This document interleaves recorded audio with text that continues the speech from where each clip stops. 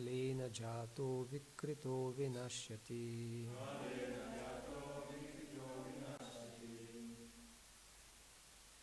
Please chant.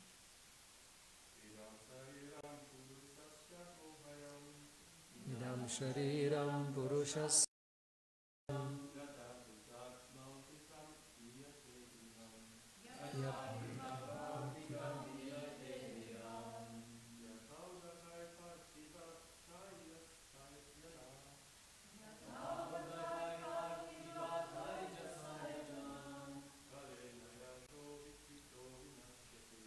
Kalena jato vikrito vinashyati.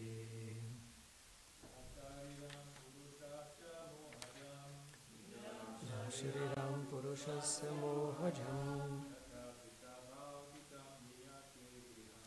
Yadha Prithak Bhautikam Iyate Griham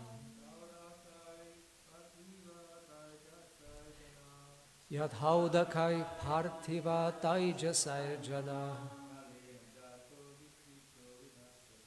Kalena Jato Vikrito Vinashyati. Vaishnavis.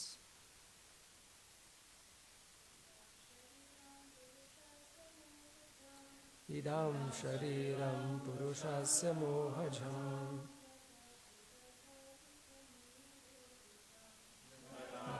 Bhautikam Iyate Griham Yadhaudakai Parthiva Taijasaya Jana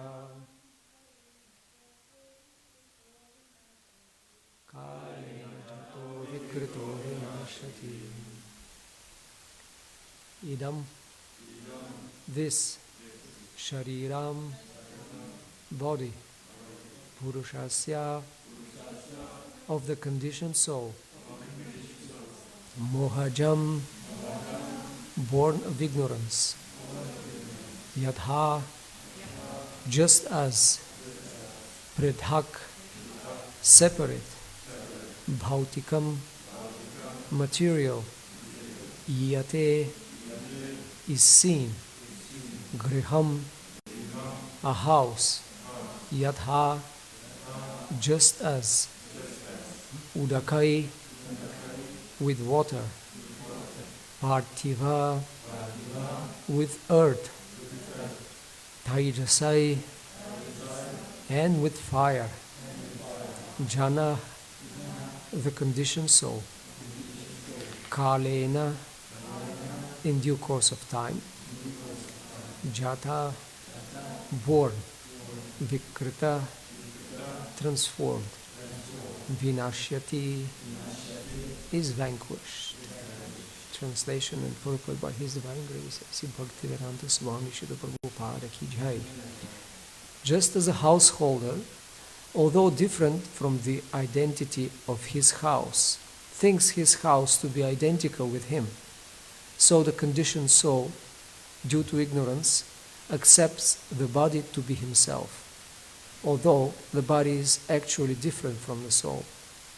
This body is obtained through a combination of portions of earth, water and fire, and when the earth, water and fire are transformed in the course of time, the body is vanquished. The soul has nothing to do with this creation and dissolution of the body. Purport.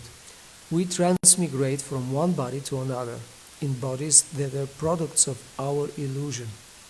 But as spirit souls, we always exist separately from material conditional life. The example given here is that a house or cat is always different from its owner. A house or car. I didn't see. A car. So, example Prabhupada gives usually is with a car. The driver and the car are different. But because of attachment, the conditioned soul thinks it to be identical with him. A car or house is actually made of material elements. As long as the material elements combine together properly, the car or house exists. And when they are disassembled, the house or the car is disassembled. The spirit soul, however, always remains as he is. Again, the verse, idam shariram purushasya mohajam yatha prithat bhautikam yate griham yathau dakai parthiva taijasaya jana kalena jato vikrito vinashiti. Just as a householder, although different from the identity of his house, thinks his house to be identical with him, so the conditioned soul, due to ignorance, accepts the body to be the self, although the body is actually different from the soul. The body is obtained through a combination of portions of earth, water and fire, and when the earth, water and fire are transformed in the course of time, the body is vanquished. The soul has nothing to do with this creation and dissolution of the body.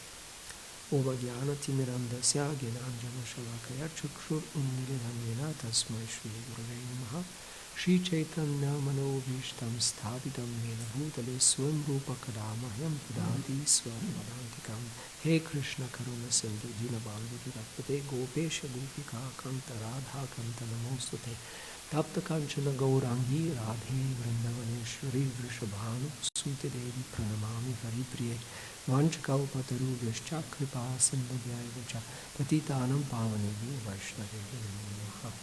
Jai Shri Krishna Chaitanya Prabhu Nityananda Shri Advaita Gadadhara Shivasadi Gaur Bhakta Vrinda.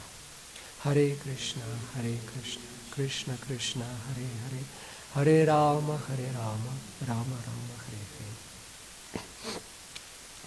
Who is speaking now in this chapter, in these verses? Shri Hiranyakashipu. That's how Bhagavata says. Shri Hiranyakashipu Vacha. So he is speaking to whom?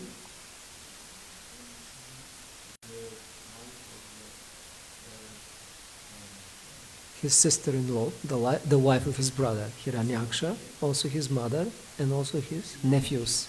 Yeah, his nephews. And he's telling a story about a king who died and the queens, and then they were pacified by these things. So he is repeating the instructions within the story. And these are spiritual instructions spoken by a demon, right? So even demons can have spiritual knowledge. The question is, what do you do with that knowledge? So it's not necessary always that the demon means someone in ignorance. As we see in this case, Hiranyakashipu was quite knowledgeable about spiritual matters, that the body is different from the soul. He is even knowledgeable that there is a Supreme Lord, and his name is Hari, right? He began his speech by saying, the Supreme Lord, Hari, who is usually equal, sama, towards the Devas and Asuras, now took the side of our enemy, took the side of the Devas. Why? Because he is influenced by Maya. Now that's the problem with the demoniac mentality. Even if you have knowledge that there is God, there is soul, you don't want to accept his supremacy. And even if you acknowledge, yes, he has a position, but then you find fault, and then you think that God can be influenced by ignorance, which is absurd, because that's against the definition of God, right? But still, that's how demoniac mentality works. And therefore also sometimes Srila Prabhupada says that the Mayavadi philosophy is also asuric or atheistic in essence, although it's about spirituality, understanding the difference between the body and soul, that we are all spirit, Brahman. But that extreme conclusion of the Mayavadis, who say that when Brahman takes a form, that's actually illusory form. In other words, yes, there is Saguna Brahman, and that's God, and his many forms, like Krishna and Narayana and Vishnu, etc. They say this is not real. His body is illusion, like everything else is illusion. So this is very offensive, and this is demoniac. So here Hiranyakashipu continues. First he declares that Vishnu really is confused and bewildered by Maya. He helped the demons the demigods against the demons, and what we should do. We should kill all the devas, all the devotees who worship Vishnu. And another foolish conclusion he made is that, well, the devas and Vishnu, they are sustained by the worship of saintly persons. Let's kill them all. And then there will be no basis for the existence of Vishnu. But here specifically, he wanted to pacify his relatives. So why? Out of affection. You know, he has affection for his close, dear ones, and he has hatred to others who are against him. And this is also another side of the materialistic in general mentality, to have affection and hatred, attraction, raga dvesha. And because of affection, he wants to help them. They are really very much aggrieved, as well as he himself. It says that he was very aggrieved and angry by the death of his brother. But here he wants to help his relatives and pacify them and bring them out of their sorrow and lamentation by spiritual instruction. So his words are very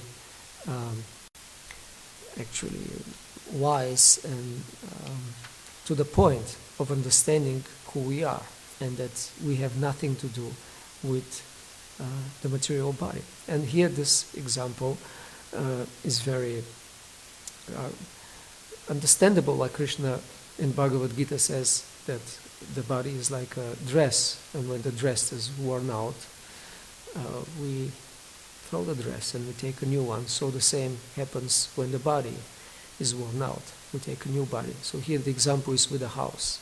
The house is made of material elements, and in due course of time it will disassemble, and the owner goes to another house. So that's his point. Don't lament. We are just temporarily in the house. You shouldn't identify with the house. That's not very wise. But like Prabhupada says, house or a car. It's interesting to see sometimes how we identify with a car, especially. You know, this is my car. It's like kind of extension of myself. It's my body. And then if somebody scratches your car or somebody hits you, you say, "You hit me." Why did you hit me? Can you be more careful, right? So he does say, "You hit me." It feels like this is your body. Although you say this is my car, and who is you? Who is the owner? Somehow we become, out of attachment, we consider it like our own self. And it goes on with the house or whatever we possess. We become attached and blinded by this attachment and very much identify with these external things. But especially with the body, especially because this is whom we think we are. We always have been told since, well, that's who you are, and we've been put all kinds of labels throughout all our life. I'm such and such. I was born here, and this is my country, this is my family, this is my whatever, color of the skin, my gender, my everything, my intelligence, and we identify with this. We actually develop this identity. This is our ahankara. It's how we made the self and others. Kara means to make, and aham means the I. So ahankara makes ourself, our identity, and then we create this identity, which is actually nothing to do with us. It's a very temporary and transitionary. And as we learned from the previous verses, this is made by us, by our own actions. No one is at fault, especially the Supreme Lord, why we have certain body. We get it because of our actions and our desires. And we are given, or actually we are forced, we have to take this body. It's not an option. The option is when we make decisions how we live our life. And our actions, these are all options to create the future body and bodies. But if we act in whatever way, not following the prescriptions of scriptures, then we'll get certain result, and we may end up in a lower form of body, like an animal or other species, and it won't be up to us. You may not like it. I don't want to be a tree standing for hundreds of years. But if we have acted in such a way that we deserve this by our karma, we'll get it. Like some people who believe in the transmigration, this new age philosophies, they believe, well, it's up to us. We choose our body, our next body. It doesn't work like that. You don't choose it at the end of your life. You choose it throughout your life by your actions. At the end, it's forced upon you. So your karma and the laws of nature, Prabhupada explains. And they're unsurmountable. You cannot just neglect them. You have to follow these laws. And Srila Prabhupada says the only way is if we take shelter of Krishna. And Krishna is very merciful, and he's always ready to give instructions, right? That was in the previous verse. He's always ready to give instructions. And if we surrender, we will be able to, despite the laws of nature, to transcend this material conditioning. So that surrender means actually applying these spiritual instructions in our life. Theory is not enough.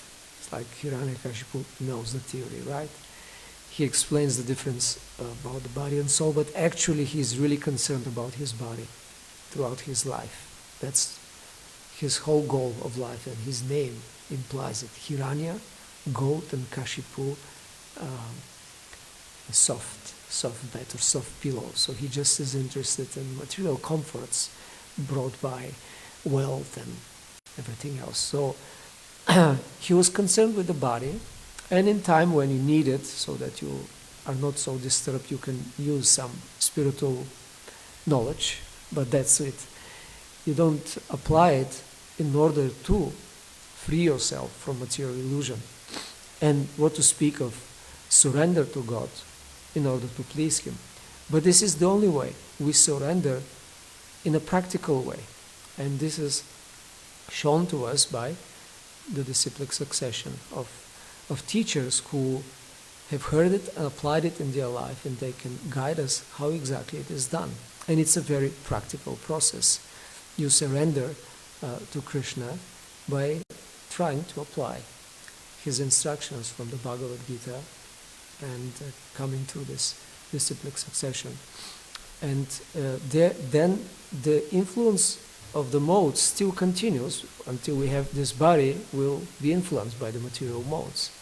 Our conditioning will continue, but we can use whatever we have in the service of Krishna. That's the definition actually of bhakti. Bhakti yoga means Krishikena Krishikesha Sevanam Bhakti Ruchate. It is said that bhakti means engaging the senses in the service of the control of the senses, or the possessor of the senses.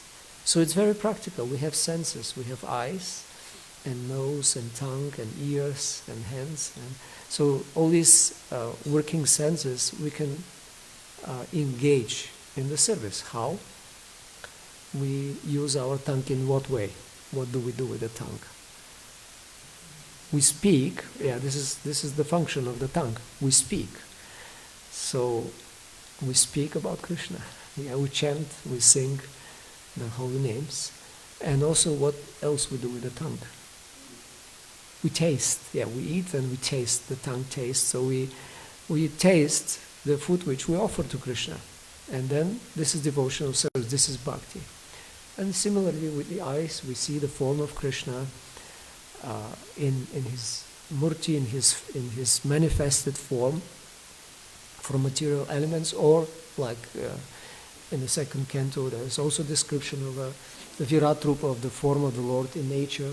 Whatever we can see, we can connect it and remember Krishna. And we can, Krishna also says in Bhagavad Gita, in different places he describes how he can be seen in this world. He says, I am the light of the moon and the sun. Whenever we see, now today will be a full moon, quite bright, right?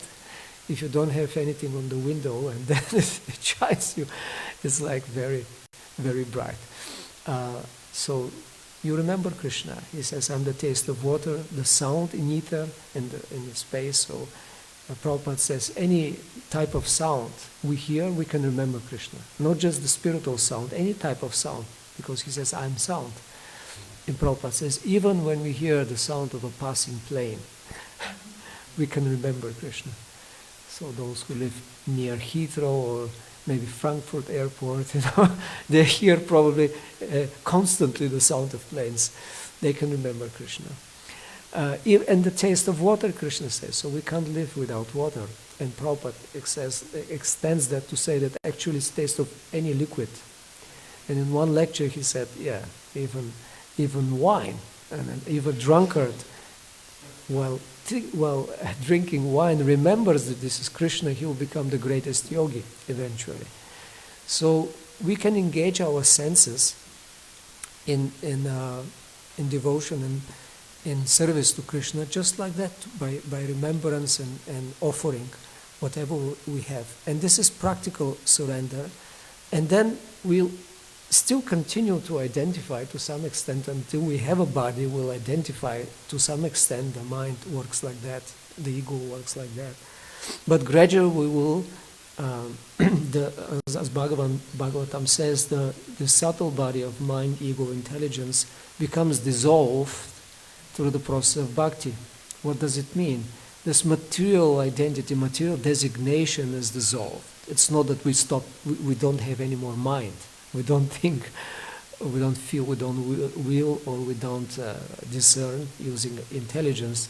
We still use this, but the material side is dissolved. It's this material designation which separates us from, this word is pritak, means to separate us from our real identity. So gradually when this is dissolved, the material subtle body, our real identity awakens, which is Krishnara Surubhava. It's to be always Nityara Krishna Das, to be always eternally connected with God in service. We are servant. This is our natural position. So this identity awakens, and it is done through practice. You practice being like that, and you realize, yes, that's who am I. And then, as Prabhupada says, despite the stringent laws of nature and the influence of the gunas, we become spiritually perfect. We attain spiritual realization. And at the end, we attain Krishna. And he says that those who perform bhakti yoga, they can overcome these three modes, which are very difficult to overcome, right? So, but there's he says, Mam chayo vyabhicharena bhakti yogena sevate. Those who serve me through bhakti yoga, but without deviation, then overcome the mode. So, at the moment, if we serve consciously Krishna through bhakti yoga, then we're not under the modes. But when we don't do that, in other words, if there is vyabhichari, if there is a interruption, then we become influenced by the modes. Therefore, we have to, Prabhupada says, mold our lives in a way that we can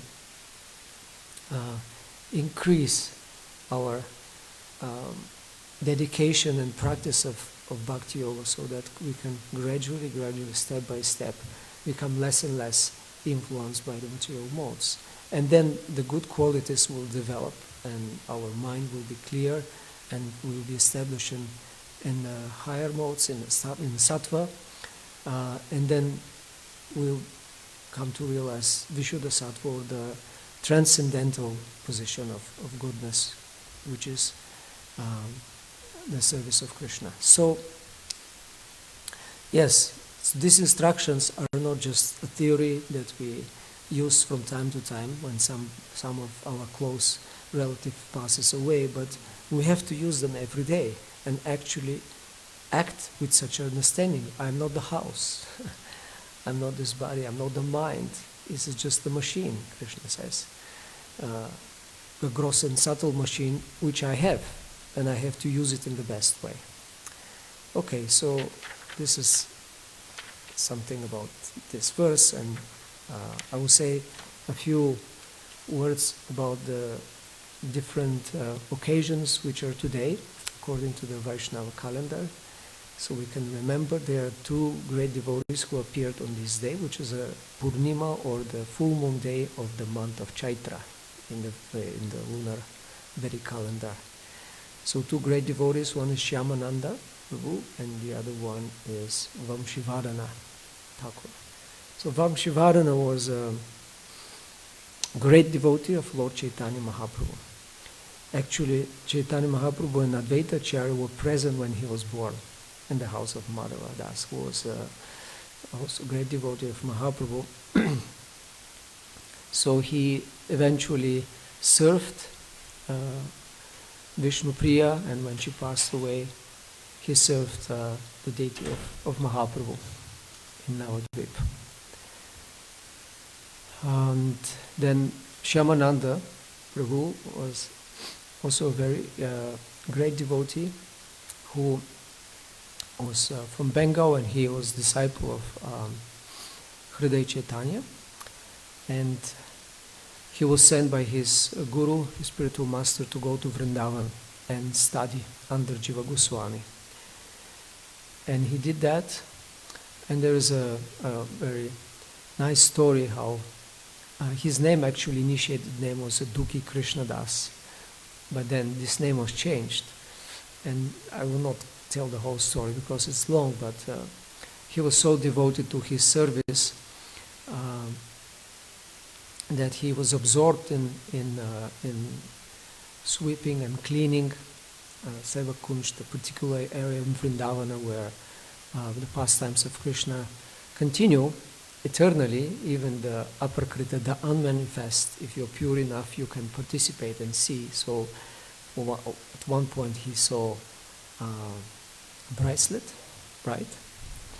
Very wonderful, not from this earth, obviously. So he found it while sweeping this area of this garden, and he understood, oh, this must be not from someone from this world. And eventually he actually, in his spiritual form, he saw Srimati Radharani, whose bracelet he found. And she blessed him, and she put the bracelet and made a special type of tilak and gave him this name, Shyamananda, and also gave him a deity of Krishna, Shyamasundara, small deity, which is still there in the temple of Shyamasundara temple. And that created little controversy because suddenly his name was changed, and the news got to his spiritual master in Bengal, oh, your disciple changed his name. So he thought, what is this? This is very arrogant. My disciple changed his name. Or someone else changed his name. Maybe Jiva Goswami, who was supposed to be his teacher or Shiksha Guru, he changed his name. So he came to see what's going on. This is against the etiquette. But there was a whole, you could say, trial when Shyamananda actually in meditation, and his guru showed that this tilak was not ordinary tilak. He couldn't be erased from his forehead. And then everyone understood that, yes, he had the great fortune to participate in the Aprakat Lila, and then everyone was very happy. So, on the order of his guru, later he started preaching like the other of his companions and friends who also studied under Jiva Goswami, Narottam Das Thakur and Srinivasa Acharya. So he preached in Bengal and especially in Orissa, and he was very successful and wonderful preacher and devotee. Then what do we have also today? Two occasions. It's on this Purnima. It's Rasa Purnima of Basanta, of the spring, of spring pastimes of Rasa Lila of Krishna. This is also a festival, especially in Bengal. Uh, everyone dresses in yellow, and there is a lot of flowers because this is the beginning of the spring.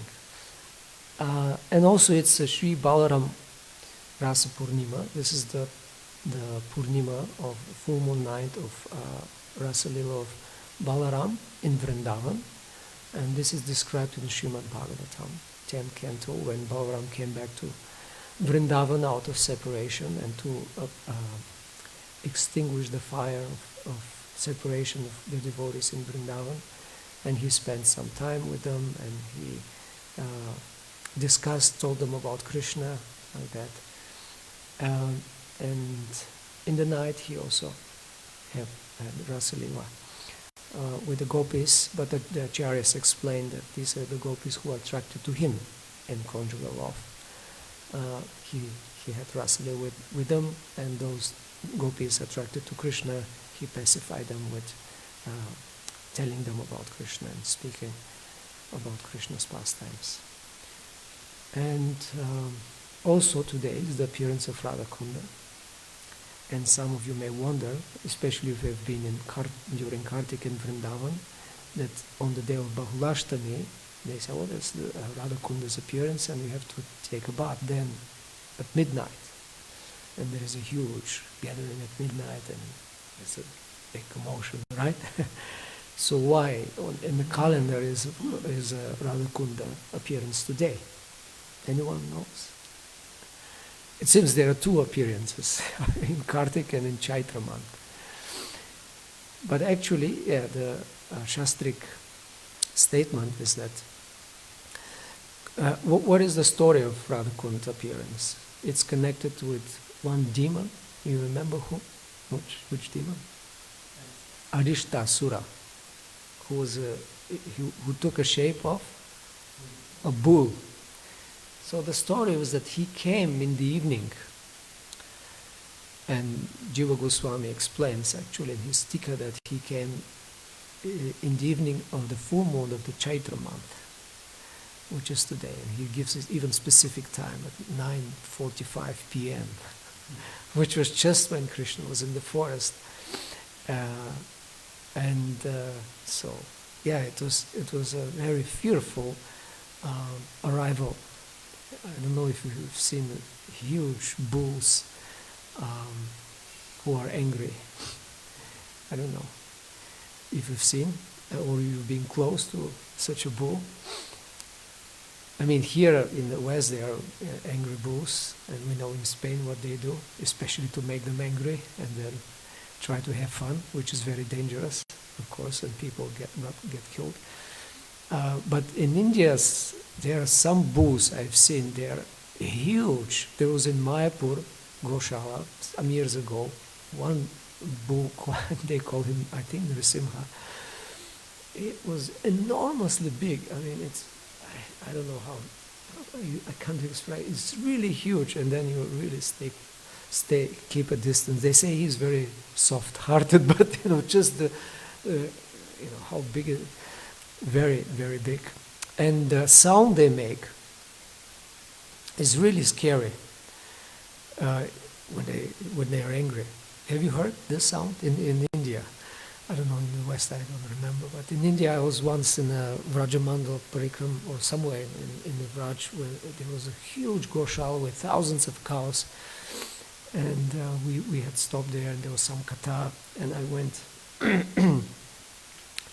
little bit in the forest, finding a place to go to a toilet. And then I just heard this horrible sound quite close to me. Also, what is this? I never heard this sound, so I turned, and there was this huge bull. And, I thought, okay, this is scary. I just remember these pastimes of this bull came, and just by his sound, it created so much disturbance. So anyway, Krishna fought with him and eventually killed him. But then the gopis said, well, we can't touch you anymore. You killed the representative of Dharma, of religion, which the cow and the bull are sacred, so you are now contaminated. We don't want to touch you, see you. And the whole story unfolded that. So Krishna said, okay, what can I do? You give me advice, I need to purify myself. So they said, if you take a bath in all the holy places, all holy rivers and ponds, then maybe you'll be purified. So then he called all the holy waters, and then he created a lake. But then the gopis said, oh, we also have our own lake. So that's how Shyamakund and Radhakund were created. After some time he killed. So if he killed him about 10:30, it took some time until midnight when the Radhakund and Shyamakund appeared. So therefore, at the midnight of Chaitra month, of the Purnima of Chaitra month, it's the appearance of Radhakund. So what is on Bahulashtami in Kartik? What happened then? This is also described, that Lord Chaitanya stayed in Vrindavana area and traveled the 12 forests for about 4 months, including Kartik. And it says that in Bahulashtami he was in this Arita village, or that's probably called like that because of the Arishtasura. So he discovered Radhakund and Shyamakund on that day. So therefore devotees celebrate this also as the discovery of Radhakund on Bahulashtami. And specifically it is said also in Padma Purana, quoted by Sanatana Goswami, that those who take bath in Radhakund in Bahulashtami will become very dear to Hari, to the Lord. But it doesn't say midnight, it's any time during the full moon day of this of Bahulashtami, because no, that's not the, is it the full moon day Bahulashtami? I don't think so. But if on Bahulashtami you take bath, you will become very dear. So therefore we have these 2 days and we celebrate them connected with Radhakund. Okay, I'll stop here. Any questions or reflections? Yes. I like this point you were bringing about the directness before the instruction of the scriptures, and I recall one of us who regularly read books and hear lectures, and we are taking a lot. And it's really a huge amount of instruction coming to us, and at the same time it seems, at least for me, sometimes a little complex to apply them. Read them, but so what would be your suggestion of your tips of how we need to step really to go into application from the knowledge? How do we bring that as application to knowledge that we receive so often in lecture? How do we bring that into application?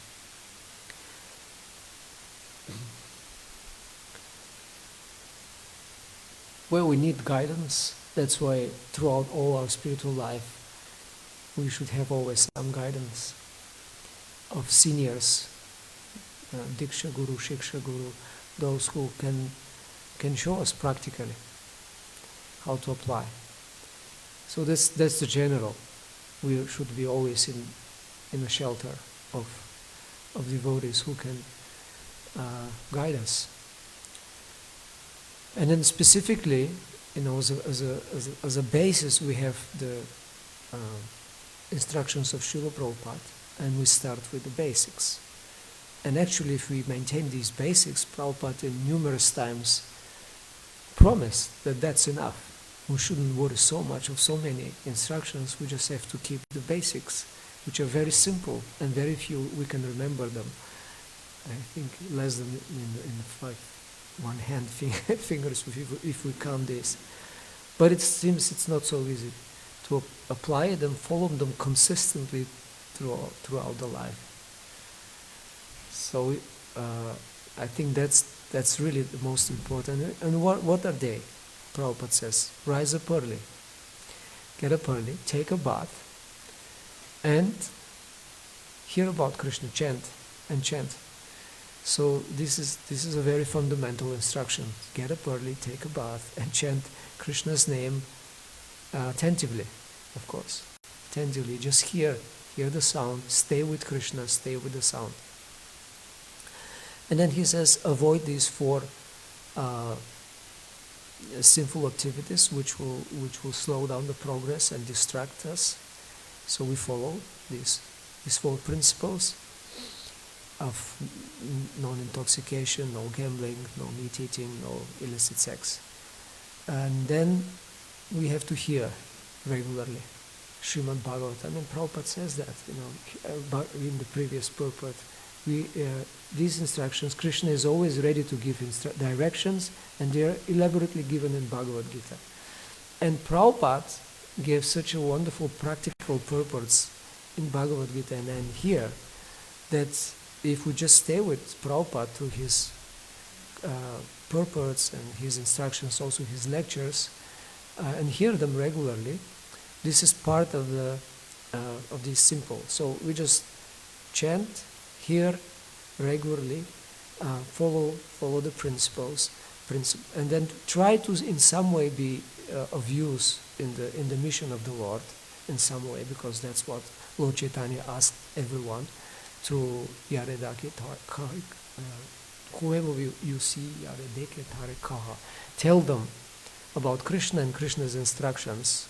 So in some way we either do it directly or assist others who can do it.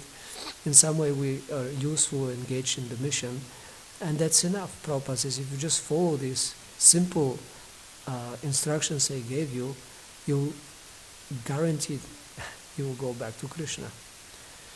So this is the basis. If we just regularly hear, that's actually the point here, Prabhupada, which makes is that Krishna will guide us. I said the external guidance we need, definitely, but also Krishna will tell us what to do.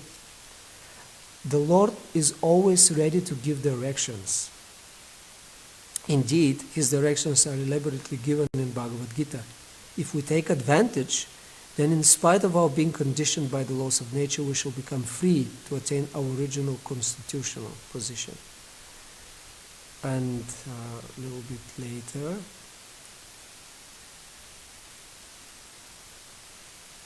spiritual education changes one's consciousness so that one can simply carry out the orders of the Supreme Lord and becomes free from the influence of the modes of material nature.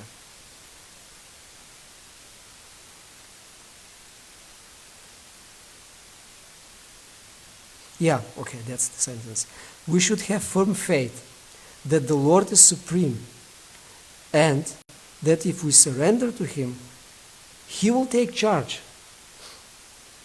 This is also part of it. We come regularly and see Krishna and tell Him every day, I'm yours, please take charge.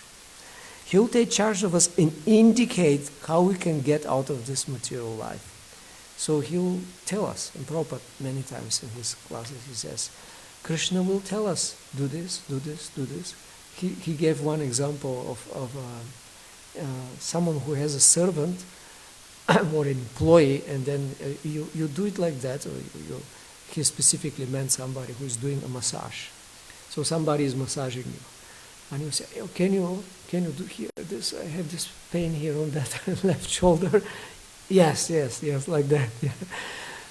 So, and he says, so we are servants, and Krishna, when we are sincere, Krishna will tell us, do it like this, do it like this, do it like this from within. So we shouldn't really worry, okay, there's so many instructions, so many books. And regarding the books also, Prabhupada said, just Bhagavad Gita is enough. Or just for this one, he said, for Nectar of Devotion and for Bhagavatam. If you just read these books, that's enough. We don't need more. Everything is there. Of course, we can enhance and read, like for example, the poetry of the acharyas like Vamshivanana Thakur. He was a great poet. He wrote many beautiful poems about Krishna. So this enhance our, and shape our heart and the proper emotions. But the basics, that our connection is to Srila Prabhupada. And that's enough as instructions. And we get outside guidance from devotees and internal guidance from Krishna. Do like this, now do this. And then we'll not be confused what to do. Especially if we follow the basics. It will be really clear. And the more we clear in the sattva guna, and our mind is purified in intelligence from material contamination, then it will be more clear what we are supposed to do, and we'll be really guided by Paramatma. And we know for sure what is proper, what is next, and how exactly to apply the instructions. But again, it's not a mystery, it's not something, how to say, very complicated. It's just these simple principles we apply. But again, as I said, history shows, and our own experience, I guess, everyone knows that there are challenges to apply even these simple, basic principles. So we better, make sure that we stick to them very firmly, very consistently, and then everything else will follow. Would you have anything to add also? My thought was that when we read, we get different detailed answer. Maybe whenever it touches our heart, if it resonates with us, and we could take some time to contemplate on this and think, okay, how could I apply and work on it? Yeah. When it comes to us and they resonate, we take the opportunity to contemplate on how to apply it. Then, of course, to the events. Okay. Yeah. I mean, this is definitely the case. We hear something, we contemplate, and we see how this can be applied. But also asking for help, Krishna, directly. I mean, Prabhupada says we go to the deity and say, my dear Lord, here is the dilemma, or here is the problem, or here is how I want to have a certain inspiration. I read that, I heard that, and could you help me how to actually do it, how to apply it? And just that act is already a very personal step towards building up our relationship. The whole point of Bhakti Yoga is to build our relationship, awaken our relationship, and develop a loving relationship with Krishna and his devotees. So when we approach personally and we are in conversation, how to say, like by asking and praying, then Krishna is attracted to that. Yeah, Prabhupada says we attract the attention of Krishna through our attitude and endeavor to please him. Any other comments, reflections? Yeah? Yes?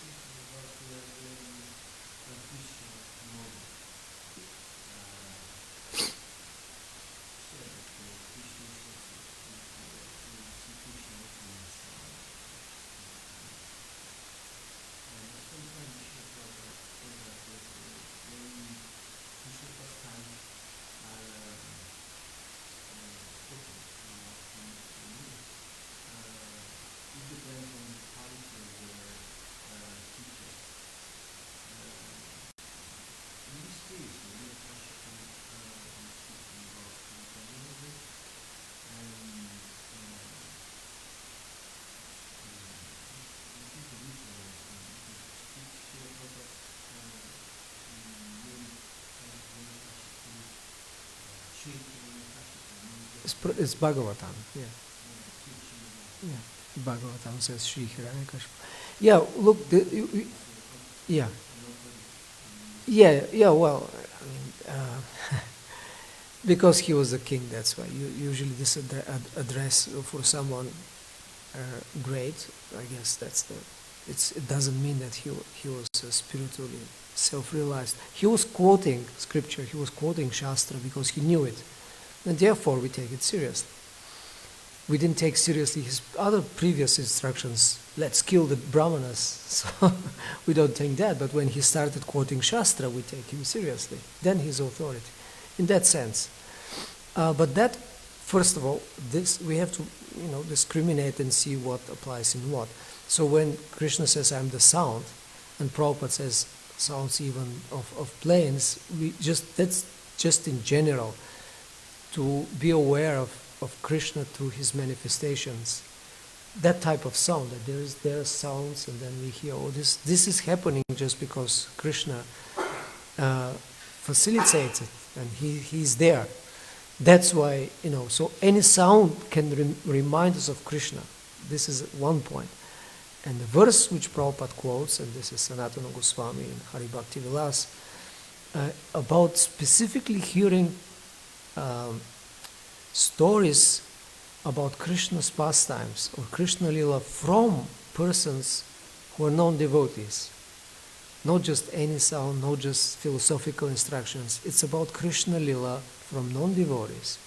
We should not hear, just like we should not drink milk touched by venomous serpent.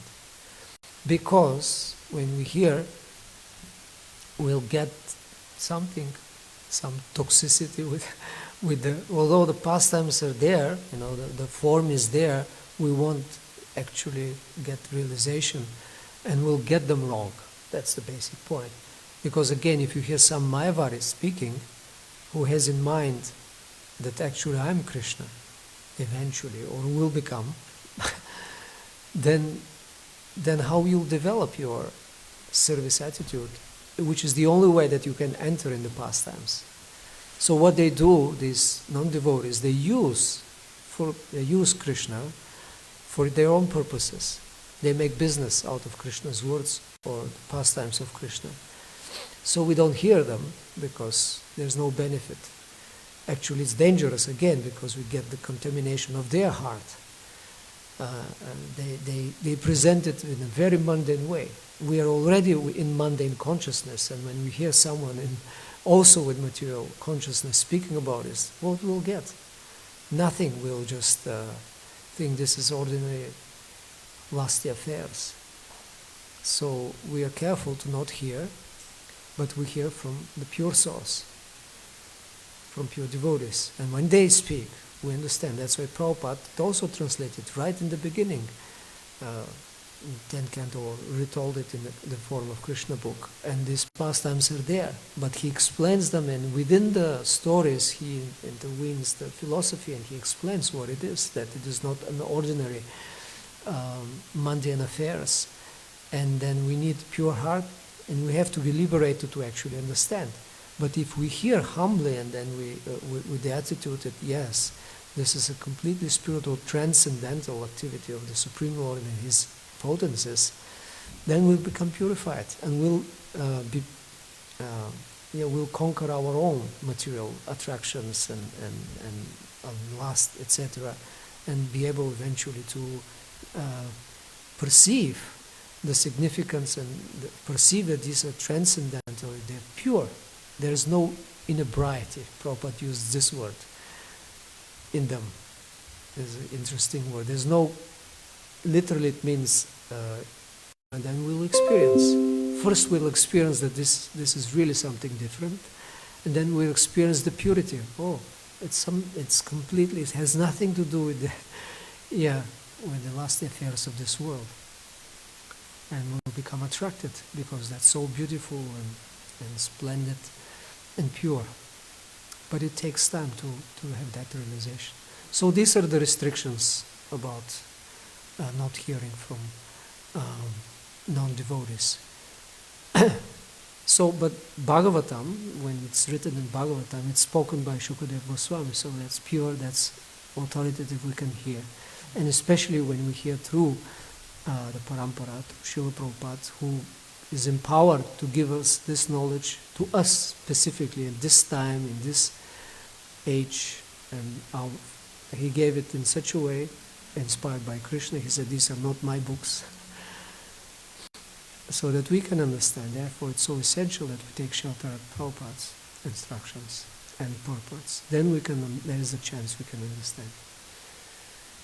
And of course, we take shelter of other devotees, otherwise we also think, well, I'm so great, I can understand exactly what Prabhupada means, and then we can also concoct different things, or take them out of context, or just not consider the whole picture and construe something. Therefore, yeah, it requires some intelligence. How we hear patiently with humility, and then we discuss with others. This is part of the process of hearing, and then we'll be safe.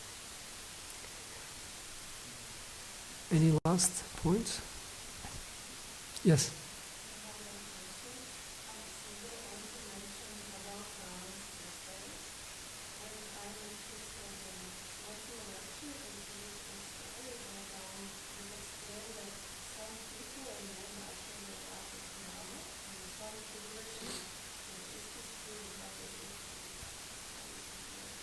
It is true.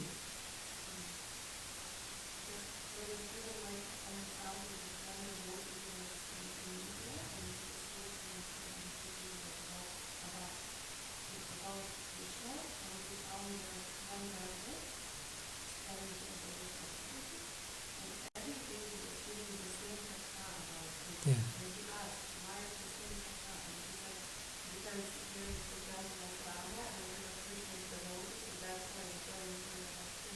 Yeah, this is Radhanath Swami's biography, and he mentioned that they were only speaking about Ramachandra, but because they knew, and actually this Baba told him that he got revelation from Ramachandra.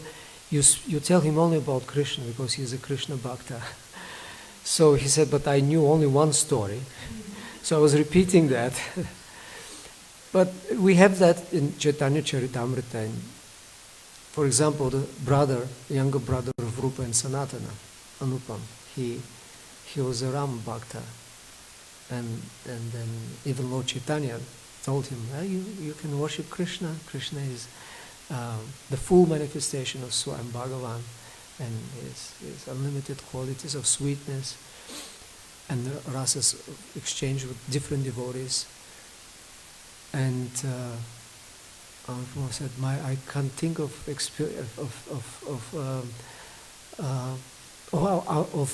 I can't think of stopping serving and worshipping my Lord Raghunath. So same thing with Murari Gupta.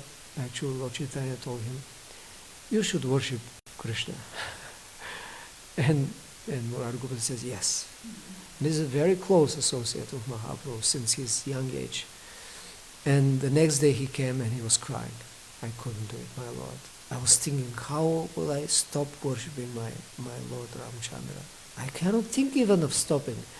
And Mahaprabhu said, yes, this is real love. This is, the servant cannot give up and the master cannot give up the service. So, yeah, this is natural. And when in Bhagavad Gita, Srila Prabhupada says we have to worship all forms of Krishna, and especially in the beginning we have to, because they are anyway it's one person, but different manifestations according to the mood. And unless we are quite pure, we wouldn't know what exactly is our specific attraction. It will come naturally. It will be awakened. It's something like amnesia, remembers, or some say it will be given, but in whatever case, you need to be pure to have that. And then once it's there, the criteria is you cannot actually think of anything else. Once you see Krishna in a particular way, and you're particularly attracted, then even if you say, I don't want that, I want something else, kind of mentally, it doesn't work. It's just your heart is like that, and you just see Krishna in this way. You can't change it. No, I want to be Krishna's friend, for example, but no, actually, I see Krishna as a child, as my child. For example, different like Vatsalya Rasa and Sakya Rasa. It's not a mental exercise, that's it. That's what I want to say. So when we hear these examples of devotees who are really dedicated, that means their eternal relationship with specific form of Krishna is there, and they've manifested it. And Lord Chaitanya did it to show that this is this is fine, this is actually what's real. He acknowledged that. And it means also that we can be in Lord Chaitanya's movement and be Gaudiya Vaishnavas and still be attracted to specific forms of the Lord. But in generally, the Gaudiyas are specifically attracted in certain modes. That's our acharyas, what's their example. But it's not limited, that's the point. And it comes, and when it comes natural. When it comes, you cannot really mentally adjust it or choose it or jump like that. So it will be quite clear that's what it is, and everyone is happy. That's the other thing. There's no higher, lower on that level. Everyone is completely satisfied by their specific relation and loving exchange with Krishna. They're just completely satisfied, and we find that also in the story of Gop Kumara and Brihad Bhagavatamrita. How he was even serving Narayan directly, but there was something he wasn't completely satisfied because he wasn't in his natural position to serve Gopal, Govinda, with his form of a friend of Krishna in Sakya Rasa. So, yeah, we just have to be patient and follow the process. And Prabhupada says, one day we'll know, oh, Krishna is to me like that. I want to serve Krishna like that. That's what he says. One day, and one day he says, Krishna will reveal directly. You see him face to face, exactly in the mood you want to serve him. But that manifests. This is described in the Nectar of Instructions of Rupa Goswami. That manifests gradually and through attraction to devotees who serve Krishna in a certain way. It's not direct. This is what Rupa Goswami explains. You become attracted to devotees, and then I want to serve those devotees who serve Krishna in this way because I'm attracted. This is our path. Okay. Hare Krishna. Thank you very much. Srila Prabhupada ki jai. Srimad Bhagavatam ki jai.